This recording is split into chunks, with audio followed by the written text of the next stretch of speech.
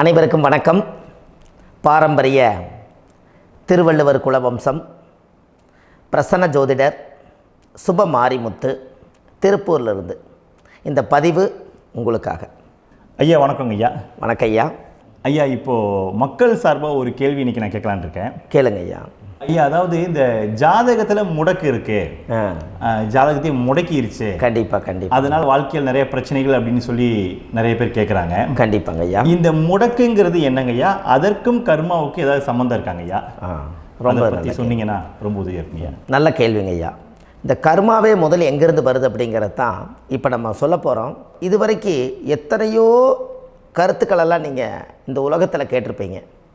ஆனால் இந்த பதிவில் நீங்கள் பொறுமையோடு இந்த கருத்தை ஒரு இனிமையோடு நிதானமாக கேட்டிங்கன்னா உங்களுடைய ஊழ்வினை கர்மா எங்கிருந்து உருவாச்சு, இதனுடைய இந்த கர்மானால் நாம் என்ன கஷ்டப்படுறோம், நாம் இந்த பூமியில் பிறக்கிறதுக்கு என்ன வரம் வாங்கி வந்தோம், நம்ம பாவ புண்ணியமெல்லாம் ஜாதக கட்டத்தில் போய் எப்படி எடுக்கிறது, நம்மளுடைய தோஷம்னு சொல்கிறோமே அந்த தோஷம் எப்படி கிரியேட் ஆகுது, நம்ம இந்த பூமியில் பிறக்கும்போது கொண்டு வந்த கர்மாவா, இல்லை கடவுளே நம்மளுக்கு ஒரு தண்டனையாக கொடுத்த கர்மாவா, இல்லை நம்ம இந்த பூமிக்கு வந்ததுக்கு அப்புறம் செய்த கர்மாவா, இது எல்லாத்தையுமே நம்ம பொறுமையாக கேட்கணும்னா கண்டிப்பாக இந்த பதிவை நீங்கள் பொறுமையோடு கேளுங்க. உங்களுக்கு இதில் ஒரு பெரிய ஒரு ரகசியம் ஒன்று அடங்கியிருக்குது. அந்த ரகசியத்தை தான் இன்றைக்கி இந்த உலகத்துக்கு அரங்கேற்றம் பண்ணுறேன். இந்த முடக்கு நம்ம ஐயா கேட்டதில் ஒரு அற்புதமான ஒரு விஷயம் என்ன அப்படின்னு கேட்டிங்கன்னா, முடக்குங்கிறது அந்த காலத்தில் பெரிய திறமையை கட்டி போட்டு வச்சுட்டா நம்மனால் அது இயங்க முடியுமாங்க? முடியாது இல்லைங்களா ஐயா? முடியாது. அப்போது அதே மாதிரி ஜாதக கட்டத்தில் நமக்கு வேண்டிய யோகத்தை கடவுளே நம்மளுக்கு நாம் செய்த பாவத்தினால அது முடக்கி வச்சிருச்சுன்னா அந்த பாவகத்தை அந்த ஜாதகர் அனுபவிக்க முடியுமா? அனுபவிக்க முடியாது. அப்போது அந்த அனுபவிக்க முடியாமல் வெளி உலகத்தில் போய் நம்ம தேடி போன பிறவியில் செய்த பாவத்தை இந்த பிறவியில் நீங்கள் தேடி கண்டுபிடிச்சி வாழ்க்கையில் நீங்கள் எப்போ மேலுக்கு வர்றது? அப்போது அந்த கர்மா 12 ராசி கட்டத்துக்குள்ள 27 நட்சத்திரத்தில் 9 கிரகங்களுக்குள்ள ஒரு பெரிய ஒரு ஆத்துமாத்துமான கர்மா, உங்கள் பூர்வ ஜென்ம கர்மா இதுக்குள்ளே எங்கேயோ ஒரு இடத்துல முடங்கியிருக்குது. இந்த முடக்க மட்டும் உங்கள் ஜாதகத்தில் நீங்கள் கண்டுபிடிச்சிட்டிங்கன்னா ஹைலைட்டாக வாழ்கிறதுக்கு, இந்த உலகத்தில் சுதந்திரமான வாழ்க்கை வாழ்கிறதுக்கு ஒரு மிகப்பெரிய பொக்கிஷம் உங்கள் ஜாதகத்துக்குள்ளேயே இருக்குது. அப்போது அந்த ஜாதகத்துக்குள்ளே நாம் போன பிறவியில் நம்ம கர்மா நாம் என்ன செய்திருப்போன்னு உங்களுக்குள்ளே பெரிய குழப்பம் இருக்கும்.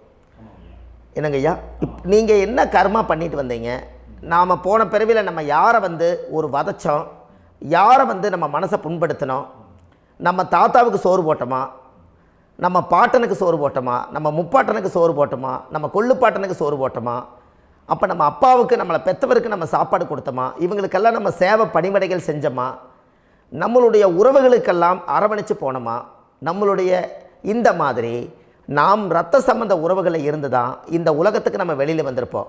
அப்போது வெளியில் நீங்கள் நிற்கிறீங்க, அப்படியே மேலே போய் பார்த்தீங்கன்னா ஒரு 7 தலைமுறையில் ஒவ்வொருத்தரும் செய்த கர்மாவெல்லாம் நம்ம பிளட்டு ரிலேட்டிவாக இப்போ நீங்கள் கரண்ட்டில் இருக்கிறவங்க கிட்ட தான் டெபாசிட் பண்ணியிருக்கோம். அப்போ இது தெரியாமல் நாம் ஜாதகத்துக்குள்ளே போய் தசாபுத்தி நல்லா தனுங்க இருக்குது, நான் ரொம்ப கஷ்டப்படுறேன், என் ஜாதகத்தில் போய் பார்த்தேன் எல்லா கிரகங்களும் நல்ல வலிமையாக இருக்குன்னு தான் சொன்னாங்க, ஆனால் இன்னும் என்னுடைய கடன் அடையலை, இன்னும் என்னோடய கர்ம தீர்ந்த மாதிரியே தெரியல, எனக்குள்ளே ஒரு தாட்டு என்னமோ நான் ஒரு பின்தங்கின வாழ்க்கையிலே வாழ்ந்துட்டுருக்கேன் அப்படின்னு நீங்கள் சொல்லும்போது, அப்போ இதையெல்லாம் தாண்டி ஒரு கர்மா உங்களுடைய ராசி கட்டத்துக்குள்ளே எங்கேயோ ஒரு பக்கத்தில் ரகசியமாக புதைஞ்சிருக்கு. அப்போது அந்த ரகசியமாக புதைஞ்சிக்கக்கூடிய அந்த முடக்கு தான் இன்றைக்கி இந்த உலகத்துக்குள்ளே நீங்கள் தெரிஞ்சுக்கக்கூடிய விஷயம். அப்போ அந்த முடக்குங்கிறது ஒன்று உண்மை. இந்த உலகத்துக்கு நம்மளை எல்லாத்துலேயும் நல்லா யோசிச்சு பாருங்கள். 12 ராசி கட்டம் இருக்குதுங்களா ஐயா? ஆமாங்க ஐயா. ஆனால் கிரகம் எத்தனை இருக்குதுங்க? 9 தான் இருக்குங்க ஐயா. ஆமாம், 12 ராசிக்கு 12 கட்டத்துக்கு 12 கிரகம் கொடுத்துருக்கலாமல்ல கடவுள். அப்போ ஏன் 3 கட்டத்தை மட்டும் எம்டி பண்ணி மீதி 9 கிரகத்தை வச்சுக்கிறாருன்னா, அப்போ நாம் செய்த 3 தலைமுறை கர்மாவுக்கு அது எந்த கட்டம் பிளாக் ஆகுதோ அந்த கட்டத்துக்குள்ளே ஏதோ ஒரு ரகசியம் இருக்கிறனால தானே எங்கேயோ ஒரு பக்கத்தில் நீங்கள் கண்டிப்பாக கர்மாவில் மாட்டுவீங்கிறது கடவுளே படைச்சு தானே இதை உருவாக்கியிருக்காரு. 12 ராசிக்கு 12 கட்டம் கொடுத்துருந்தா எங்கே நீங்கள் சுற்றி வந்தாலும் ஏதோ ஒரு வீட்டுக்குள்ளே போய் உட்காந்துக்கலாம். ஆனால் ஒரு வீடு சுத்தமாக இருக்குது, ஒரு வீட்டில் 4 கிரகம் இருக்குது, ஒரு வீட்டில் 3 கிரகம் இருக்குது, ஒரு வீட்டில் 5 கிரகம் இருக்குது, ஒரு 3 வீடு 4 வீடு காலியாக இருக்குது. அப்போ எங்கேயோ ஒரு ராசி கட்டத்துக்குள்ளேயே கடவுளுடைய கர்மா விளையாட்டு, அது ரகசிய விளையாட்டு தான். அப்போது இந்த இடத்துல தான் உங்கள் ஜாதகத்தில் முடக்கு இருக்குது.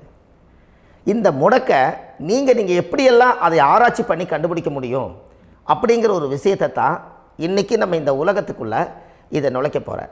இப்போ அப்பா செய்த பாவம்னு ஒன்று இருக்குமில்லங்க ஐயா, நம்ம அறியாத வயசில் தெரியாதில்ல, அப்பா செய்த பாவம்னு இருக்கும். அப்பாவுடைய சொத்து பிள்ளைக்குத்தானா, அப்பாவுடைய பாவம் பிள்ளைக்குத்தானே, என்னங்க ஐயா? சரி, அப்போ தாத்தா இருக்கிறாரு, தாத்தாவுடைய கர்மா உயிர் எங்கே எழுதி வைக்கிறாருங்க? அப்போது மகனை விட்டுறாரு.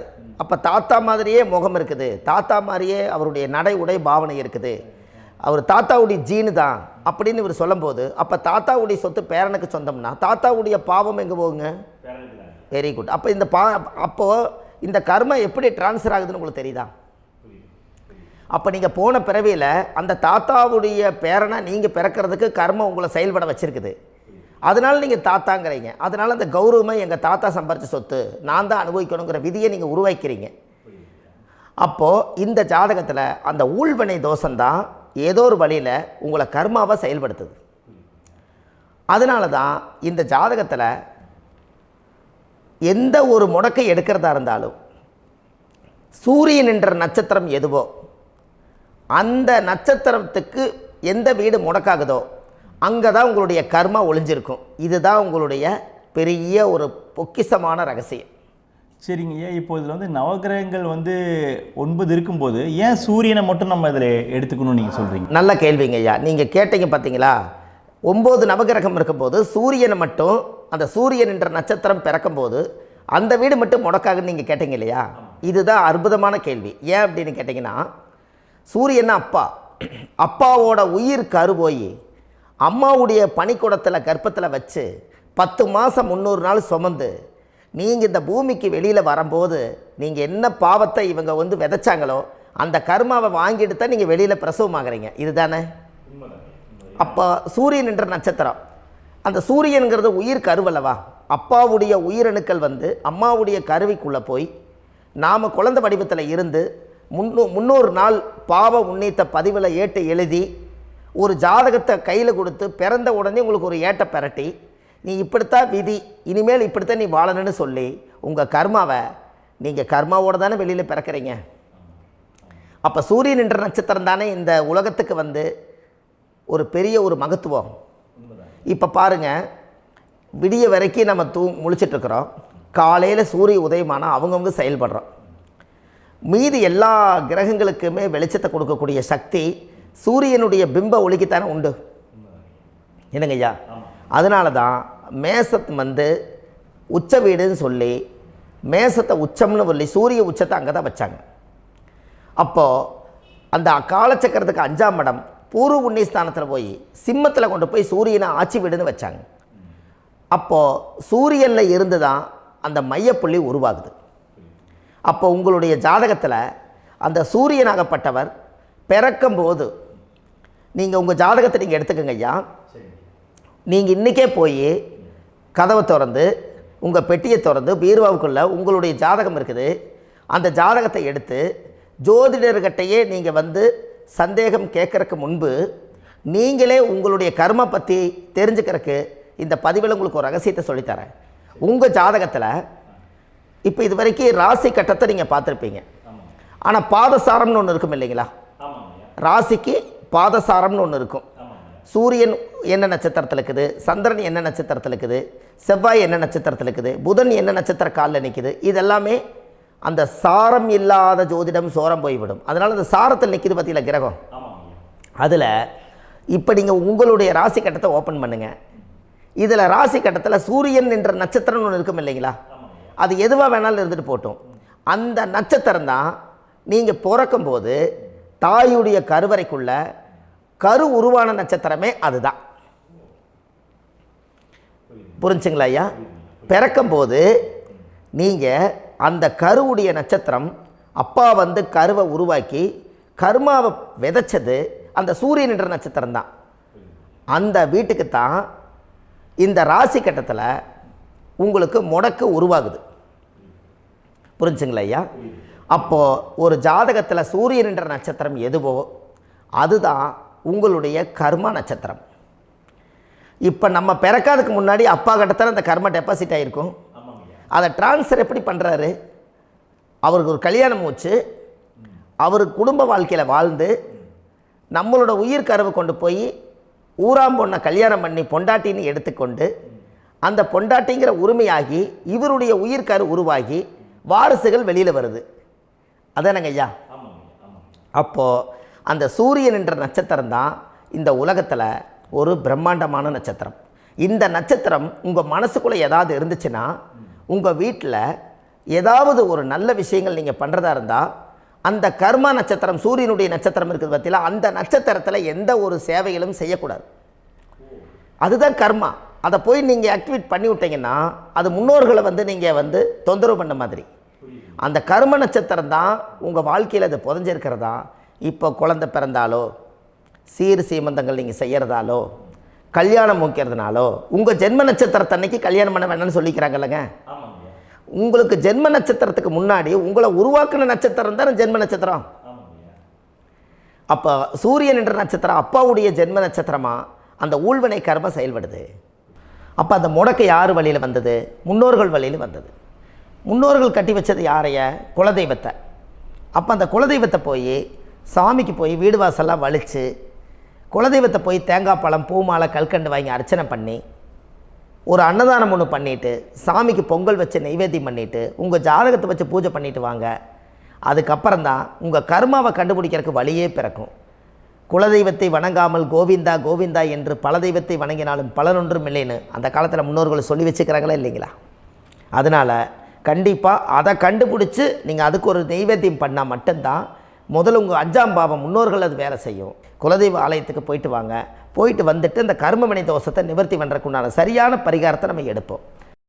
அப்போது உண்மையாலுமே ஒரு ராசி கட்டத்துக்குள்ளே இந்த மாதிரி ஒரு அந்த கர்ம தோஷம் இருப்பதனால இந்த கர்மா தோஷத்துக்கு அந்த முடக்க தோஷங்கிறத நீங்கள் எடுத்து அதை கண்டுபிடிச்சி அந்த சூரியன் என்ற நட்சத்திரம் எந்த ராசி கட்டத்தில் போய் முடக்காயிருக்குதோ அந்த முடக்கு எந்த பாவகம் வந்து நம்மளுக்கு லாக் ஆகிருக்குதோ அந்த பாவகத்துக்கு உண்டான பரிகாரங்கள் அதுக்குரிய ஸ்தலங்கள் அந்த கோவில்களில் போய் சுவாமிக்கு தேங்காய் பழம் பூமாலை கல்கண்டு வாங்கி அர்ச்சனை பண்ணி நீங்கள் இந்த கோவிலுக்குள்ளே போய் உட்காந்து சாமி கும்பிட்டு வந்தீங்கன்னா உங்களுடைய ஜாதகத்தில் இருக்கக்கூடிய அந்த முடக்கு தோசை நீங்கி வாழ்க்கையில் நீங்கள் எதை சாதிக்க வந்தீங்களோ அந்த சாதனையை நீங்கள் சாதிச்சிட்ருப்பீங்க. புரிஞ்சுங்களா ஐயா? ஏன் அப்படின்னா அந்த முடக்கு நட்சத்திரத்துக்குள்ளே தான் ஒரு தோஷம் இருக்குது. இப்போ அந்த காலத்தில் பாருங்கள் ஐயா, முன்னோர்கள் எல்லாம் நிறைய பேர் கோவில் கட்டி வச்சுட்டு போயிருக்காங்களா இல்லைங்களா? இந்த கோவில் எதுக்காக கட்டி வச்சுக்கிறாங்கன்னா அவங்க கட்டினவங்களுக்கும் அந்த முடக்கு தோஷம் இருந்திருக்குது. ராஜாக்கள் இருந்திருக்குது, மன்னர்கள் காலத்தில் இருந்திருக்குது, ஜமீன்தார் காலத்தில் இருந்திருக்குது. இப்போ அவங்களுடைய அமைப்புகள் எல்லாமே முன்னோர்கள் என்னமோ அறியாமல் தெரியாத தன்னடக்கம் இல்லாத ஒரு கர்மாவை இவங்க செஞ்சிட்டாலும் அதுக்குரிய பரிகார ஸ்தலங்களை கொண்டு போய் அந்த காலத்திலே ஜாதகம் பார்த்து நம்ம வந்து முன்னோர்களுடைய பாவத்தை நாம் செய்த பாவத்தையும் தீர்த்துட்டு நமக்கு கீழே அடுத்த சந்ததிகள் அடுத்த தலைமுறைகள் வந்தாலும் இந்த கோவில்களுக்கு வந்து விளக்கு போட்டு சாமி கும்பிட்டு இந்த மண்ணை மிதிச்சுட்டு போனால் அன்னையோடு அந்த கர்மா தீருங்கிறது அந்த காலத்திலேயே முடக்க தோஷ பரிகாரத்தை கோவில் வழியில் அந்த காலத்தை திசை திருப்பி வச்சுருக்காங்க. அப்போ நீங்கள் கோவிலுக்கு போகாமல் கண்டிப்பாக இந்த பரிகாரத்தை நீங்கள் உடைக்க முடியாது. ஏன் உடைக்க முடியாதுன்னா இப்போ நீங்கள் எத்தனை வருஷம் வாழ்கிறீங்க ஐயா? 120 வருஷமே வச்சுக்கோங்க. சூரியன் திசை 6 வருஷம், சந்திரன் திசை 10 வருஷம், செவ்வாய் திசை 7 வருஷம், ராகு திசை 18 வருஷம், குரு திசை 16 வருஷம், சனி திசை 19 வருஷம், புதன் திசை 17 வருஷம், கேது திசை 7 வருஷம், சுக்கிரன் திசை 20 வருஷம். இப்போ நான் சொன்ன டோட்டலெல்லாம் கூட்டிங்கன்னா 120 வருஷம் வரும். இது ஒரு மனிதர் பிறந்து பூரண ஆயுளோடு வாழ்ந்தால் இந்த 120 வருஷம் வாழ்ந்தால் அவர் இந்த பூலோக பதவி விட்டு சிவலோக பதவி போயிடுவார். அதுக்கு பேர் தான் பூரண ஆயுள் என்று பொருள். அப்போ இந்த பூரண ஆயுளை வாழ்ந்தவருக்கு 120 வருஷம். கோயில் எத்தனை வருஷம் வாழுதுங்க ஐயா? கோயில் பழங்காலத்து கோயிலெல்லாம் எத்தனை வருஷம் வாழுதுங்க? 12 வருஷத்துக்கு கும்பாபிஷேகம். அது ஓகே, அது பரவாயில்ல. 12 வருஷத்துக்கு ஒருக்கா பழசை புதுப்பிச்சு கும்பாபிஷேகம் பண்ணி மறுபடியும் அதுக்கு பவர் ஊட்டி சக்தி ஊட்டி அதுக்கு உருவேற்றுறாங்க. நான் சொல்கிறது கோயில் 5000 வருஷம் 4000 வருஷம் பெரிய பெரிய சித்தர்கள், மகான்கள், ரிஷிமார்கள், யோகிகள், சித்தர்கள் இவங்களெல்லாம் போய் கோவில்லையே சிவனையும் பெருமாளையும் வழிபாடு பட்டுட்டு கோவில்லையே ஒரு ஓரத்தில் ஜீவசமாதி ஆயிட்டாங்கன்னு பழைய கால கோயிலில் சித்தர்கள் குடியிருக்காங்களா இல்லைங்களா? இருக்காங்கல்லங்க ஐயா. அப்போது நாம் 120 வருஷம் வாழ்கிறோம், கோவில் 5000 வருஷம் வாழுது. எங்கே சக்தி அதிகமாக இருக்குன்னு சொல்லுங்க? கோவிலில் தாங்க ஐயா. கோயில் தான், அதில் ஒன்றும் மாற்றம் இல்லைங்களே. கோயில் தாங்க. அப்போ கோவிலில் தான் அந்த சக்தி இருக்குதுன்னு நீங்கள் சொல்கிறீங்க. அப்போ உங்களுடைய கர்மாவை உடைக்கிறதுக்கு 120 வருஷம் பெருசா 5000 வருஷம் பெருசான்னு சொல்லுங்கள்? 5000 தாங்க. அப்போ 5000 வருஷம் உள்ள அலைகள் வந்து எத்தனை அந்த சிவனுக்கு இப்போ சிவன் கோயிலே உங்களுக்கு முடக்கு தோஷத்துக்கு ஒரு கோயில் வருதுன்னு வச்சுக்கோங்க. அந்த கோவிலில் எத்தனை முடக்குகளுக்கு உண்டான கோவில்கள், எத்தனை பழங்களை ஊற்றி சாமிக்கு அபிஷேகம் பண்ணியிருப்பாங்க, எத்தனை பால் கூட ஊற்றிருப்பாங்க, பன்னீர், தேன், இளநீ, மஞ்சள் நீர், திருமஞ்சனம், அபிஷேகம், பொங்கல், நைவேத்தியம் இத்தனையும் செஞ்சு அந்த சிவனை வந்து சிவனாக பார்த்து அந்த கருவறைக்குள்ள ஒரு கிராணங்கள் வரும்போதும் கூட பாதுகாப்பு பண்ணி வச்சு நல்ல சக்தியோடு அந்த கருவறையை புத்தியோடு அவங்க வேலை செஞ்சு அந்த காலத்தில் வச்சுருக்காங்களா இல்லைங்களா? அப்போது நம்ம வீட்டை அவ்வளோ சுத்தமாக வச்சுருக்க முடியுமா? என்னதான் வாஸ்து இருந்தாலும் முடியாது இல்லைங்களா? அப்போது அவ்வளவு ஒரு பவர்ஃபுல்லான கோவில் அந்த முடக்கு தோஷத்துக்குள்ளே ரகசியமாக அந்த கோயில் அடங்கியிருக்குது. உங்கள் ஜாதகத்துக்குள்ளே உண்மையாலுமே ஊழ்வினை கோயில், கர்மவினை கோயில் அதுக்குள்ளே இருக்குது.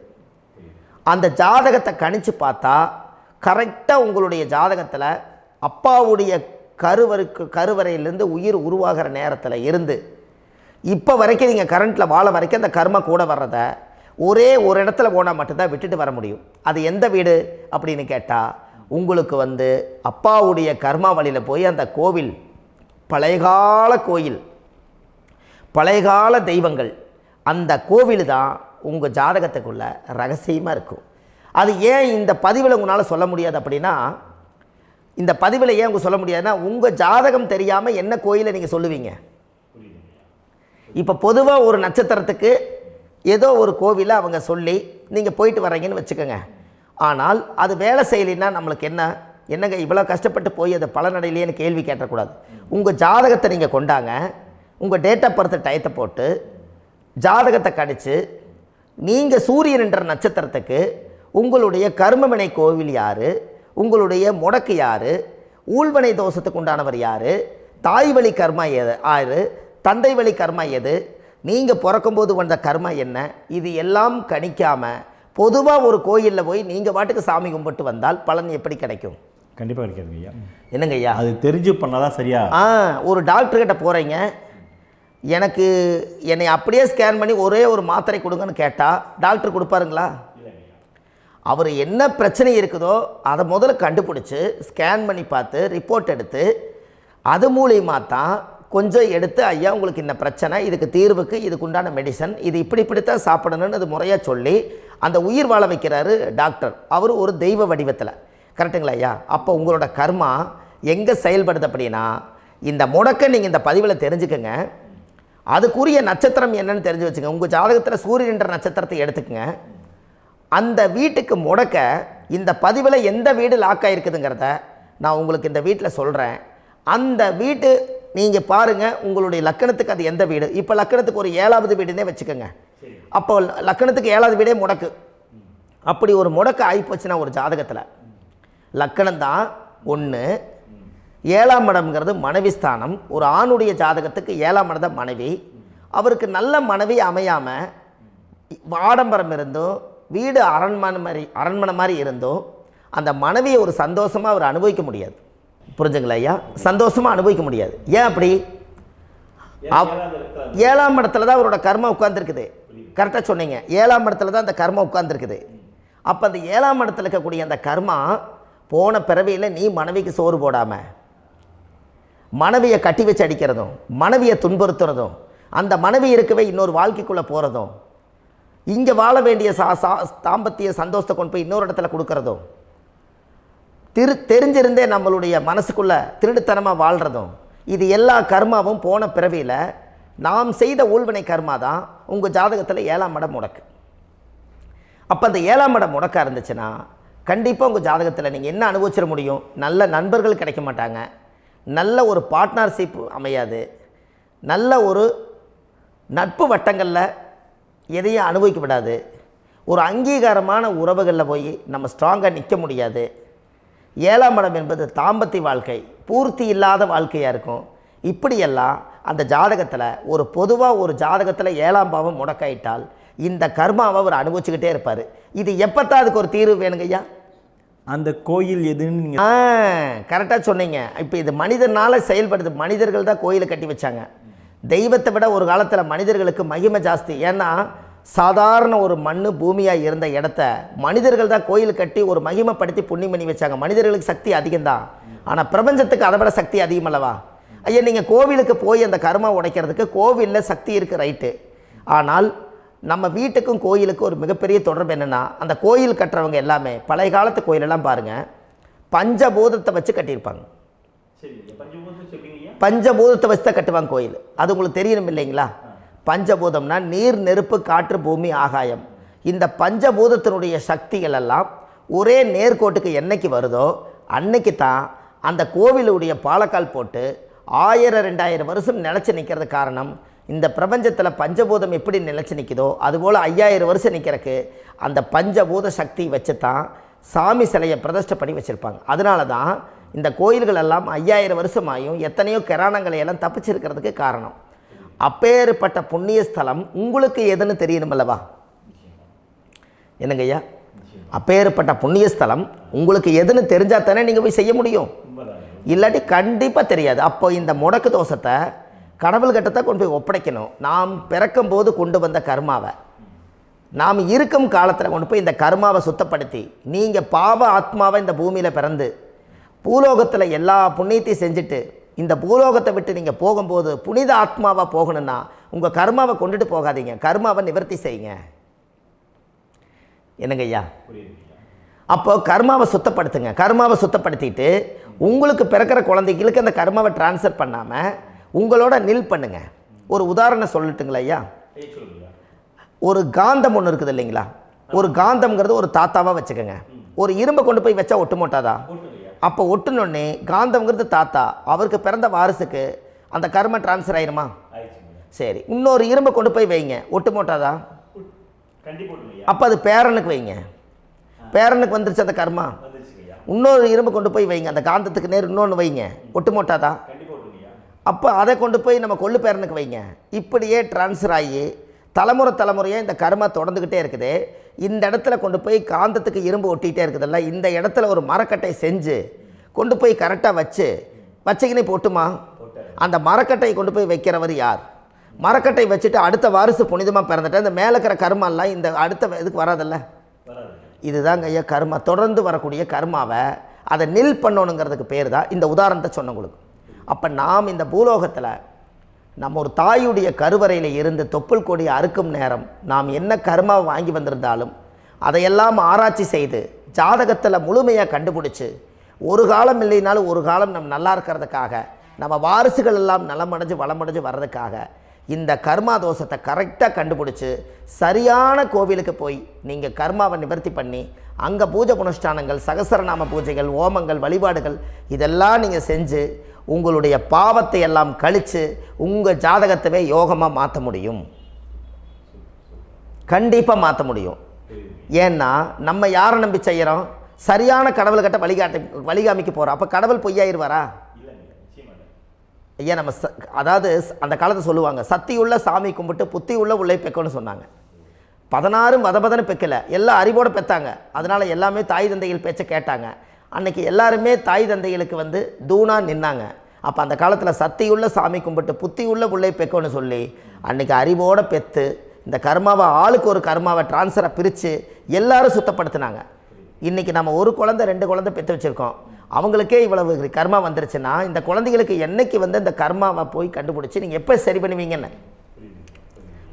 அப்போ இந்த வாழ்க்கையில் ஏதோ ஒரு பிரபஞ்ச சக்தி நம்மளை அறியாமல் என்னமோ ஒரு இயக்கத்தில் கொண்டு போய் விட்டுருச்சுங்களா? அப்போ இனிமேலாவது இந்த கர்மாவில் இருந்து கண்டிப்பாக நம்ம நிவர்த்தி ஆகணும்னு சொன்னால் இந்த முடக்கு தோஷத்தை யாரெல்லாம் கண்டுபிடிச்சி இந்த ஊழ்வினை கர்மாவில் இருந்து நாம் கருவறையில் சுமக்கும் போது 10 மாதம் நீங்களாம் என்னென்ன நினச்சிருப்பீங்க? அதாவது கருவறைக்குள்ள கருப்பாக ஒரு பிண்டம் இடப்பக்கம் கிடக்கையில் இந்த பூமிக்கு வரும்போது நீங்கள் என்னென்ன நினச்சிருப்பீங்க? இந்த பிறந்ததுக்கு அப்புறம் வந்து தான் அம்மா தெரியுது, அப்பா தெரியுது, தாத்தா தெரியுது, பாட்டி தெரியுது, இந்த உலகத்தில் கண்கொள்ளாத காட்சிகள் எல்லாம் தெரியுது, எல்லாம் தெரியுது. ஆனால் 10 மாதம் உங்கள் வாழ்க்கையில் நீங்கள் இருக்கும்போது நீங்கள் என்னென்னலாம் நினச்சி இந்த பதிவில் இறைவன் கொடுத்தாரோ அதையெல்லாம் அனுபவிக்கத்தான் வந்தீங்க. அதுக்கு இடையில இருக்கிறதான கர்மா. இந்த ஒரு விஷயம் உங்களுக்கு கிடச்சிருச்சுன்னா நீங்கள் எல்லாருமே ராஜயோகமாக பிழைப்பீங்கள்ல. இதில் ஏழை பணக்கார யாரையுமே சொல்ல வரல. அவங்க பிறக்கும்போது புண்ணியத்தை பொறுத்து தான் போன ஜென்மத்தில் நம்ம என்ன புண்ணியங்கள் பண்ணி வச்சோமோ அந்த புண்ணியத்தில் இன்றைக்கி நல்லா வாழ்கிறாங்க. ஒருத்தர் கேட்டார், என் ஜாதகத்தில்ங்க எங்கூட படித்தவர் இடம் வாங்கிட்டார், வீடு வாசல் கட்டிட்டார், தொழில் பண்ணிட்டார், நல்லா இருக்கார், ஆனால் நான் இன்னும் அப்படியே தான் இருக்கிறேங்கன்னு ஒருத்தர் கேட்டார். அதுக்கு ஒரு கருத்து என்னென்னா, டேட் ஆஃப் பர்த் ஒன்று தான், டைம் ஒன்று தானே வச்சுக்கோங்க. அவங்க அப்பா செஞ்ச புண்ணியம் வேறு, நீங்கள் செஞ்ச பாவங்கள் வேறு. அவர் செஞ்ச புண்ணியத்தினால அவருக்கு எல்லாமே முன்னாடி கிடைக்கிது. நீ கர்மாவெல்லாம் கழிச்சிட்டீங்கன்னா பின்னாடி கிடைக்க போகுது. இதில் மற்றவங்களை பற்றி வேற்றுமையாக நினைக்கிறதுல எந்த ஒரு இதுவுமே இல்லை. அப்போ ஒருத்தர் பார்த்து ஒருத்தர் வாழ வேண்டாம். உங்களுடைய சுய அறிவை வச்சு இந்த பூலோகத்தில் இந்த பூமியில் நீங்கள் 4 தெரிஞ்சு நல்ல விதமாக கற்றுக்கிட்டு இந்த உலகத்தில் சிறப்பாக வாழ கற்றுக்குங்க. அதுக்கு அந்த ஊழ்வினை தோஷத்தை கண்டுபிடிங்க. உங்களுக்குன்னு ஒரு முடக்கு இருக்குதுங்கிறத இன்றைக்கி நீங்கள் எழுதி வைங்க. அதை எப்படியாவது கண்டுபிடிங்க, அதை தேடுங்க. ஒரு முறை நீங்கள் ஜாதகத்தை கொண்டு வாங்க. அந்த ஜாதகத்தை கொண்டு வந்து உங்கள் பாவகத்தில் எத்தனாம் பாவம் முடக்காயிருக்குதுன்னு பாருங்கள்.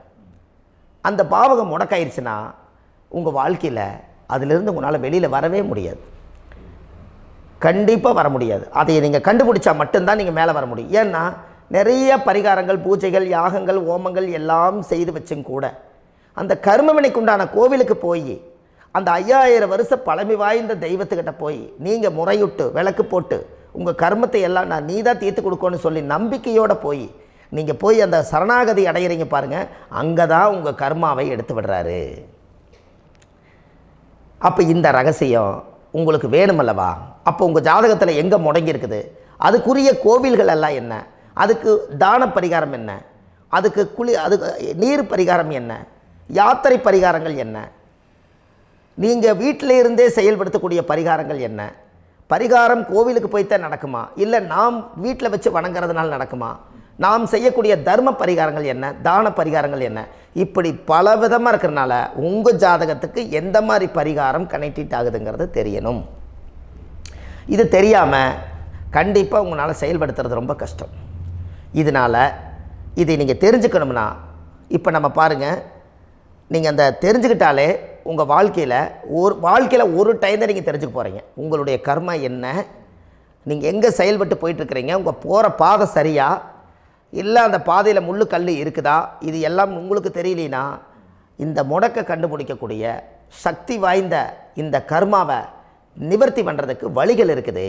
அதனால் நீங்கள் கண்டிப்பாக இந்த முடக்கை தெரிஞ்சுக்கணும்.